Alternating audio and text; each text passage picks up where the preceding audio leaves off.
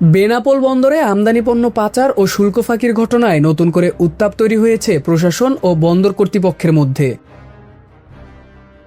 গত এক সপ্তাহে কাস্টমস কর্তৃপক্ষ ৩টি পৃথক মামলায় বন্দর C&F এজেন্ট এবং আমদানিকারক সহ মোট ৪৩ জনকে আসামি করেছে।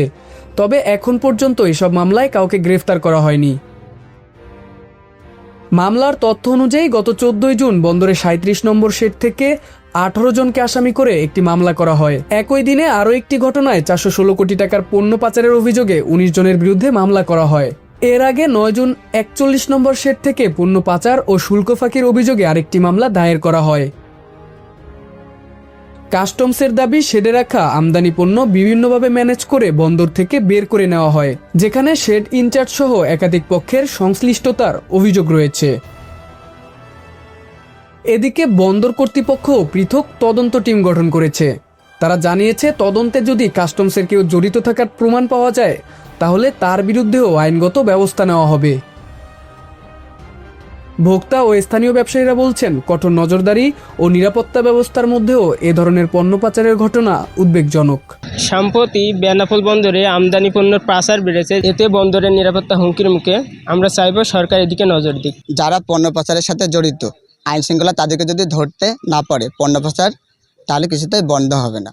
অন্যদিকে পোর্ট থানার পুলিশ জানিয়েছে, মামলাগুলো তদন্তাধীন রয়েছে এবং অপরাধী শনাক্ত হলে আইনগত ব্যবস্থা নেওয়া হবে। বেনাপোল কাস্টম কর্তৃপক্ষ বন্দরের নানা অনিয়ম ও দুর্নীতির অভিযোগে 3টি পৃথক এজাহার দায়ের করলে বেনাপোল পোর্ট থানায় 3টি পৃথক মামলা রুজু হয়, যেখানে বন্দরের ব্যক্তিবর্গ এবং C&F-এর সাথে জড়িত ব্যক্তিবর্গ সহ অন্যান্য লোকদেরকে আসামি করা হয়।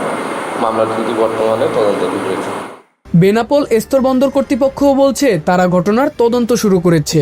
তদন্ত চলাকালে কাস্টমস এ বিষয়ে একটি মামলা ইতিমধ্যে দায়ের করেছে বলে আমি শুনেছি, এবং সেখানে যারা কাস্টমসের ইচ্ছামতো যাদেরকে আসামি করেছে, আমরা যে তদন্ত পরিচালনা করছি সেই তদন্ত কমিটিকে পূর্ণ স্বাধীনতা দেওয়া হয়েছে, এবং সেখানে কাস্টমস হোক, C&F হোক, বর্ডারম্যান হোক, ইম্পোর্টার্স হোক, যেই হোক না কেন, ইভেন যদি বন্দরের কেউ দায়ী থাকে তার বিরুদ্ধে সর্বোচ্চ বিভাগীয় এবং আইনগত ব্যবস্থা নেওয়া হবে। কাস্টমসের পক্ষ থেকে জানানো হয়েছে, এসব ঘটনায় প্রায় ৭ কোটি টাকার পণ্য পাচার এবং প্রায় ৩ কোটি টাকার রাজস্ব ফাঁকির অভিযোগ রয়েছে।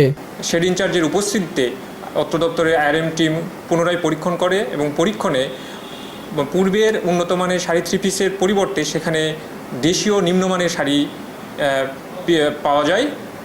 সে কারণেই পরবর্তীতে এই বিষয়টি আইনের ব্যত্যয় দেখিয়ে কাস্টমস কর্তৃপক্ষ একটি ফৌজদারি মামলা দায়ের করে বেনাপোল পোর্ট থানায়। এই ঘটনাকে কেন্দ্র করে এখন বন্দর ও কাস্টমসের মধ্যে তৈরি হয়েছে টানটান উত্তেজনা। তদন্তের পরেই বেরিয়ে আসবে প্রকৃত দায়ীদের পরিচয়, এমনটাই আশা সংশ্লিষ্টদের।